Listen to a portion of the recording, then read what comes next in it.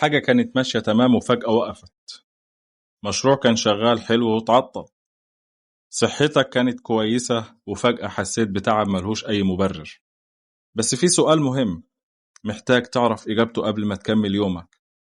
إيه الفرق بين الشخص اللي العين بتأثر فيه وتوقفه والشخص اللي بتعدي عليه من غير ما تضره؟ الإجابة: الشخص اللي العين ما بتأثرش فيه مش محظوظ أكتر منك، هو بس متحصن أقوى منك.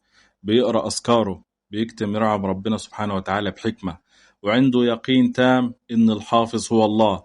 فمهما كانت قوة العين بتلاقي حواليه درع من نور بيحميه. النبي صلى الله عليه وسلم قال: العين حق، يعني العين قوية وموجودة، بس في نفس الوقت ربنا سبحانه وتعالى علمنا نستعيذ منها وقال: ومن شر حاسد إذا حسد. ربنا أنزل الداء وأنزل معاه الدواء اللي يحميك. عشان كده الحل مش إننا نعيش خايفين، الحل إننا نتحصن ب3 خطوات. أول خطوة: أذكار الصباح والمساء.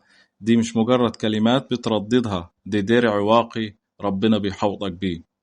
تاني حاجة: استعينوا على قضاء حوائجكم بالكتمان، يعني نحافظ على النعمة لحد ما تكتمل.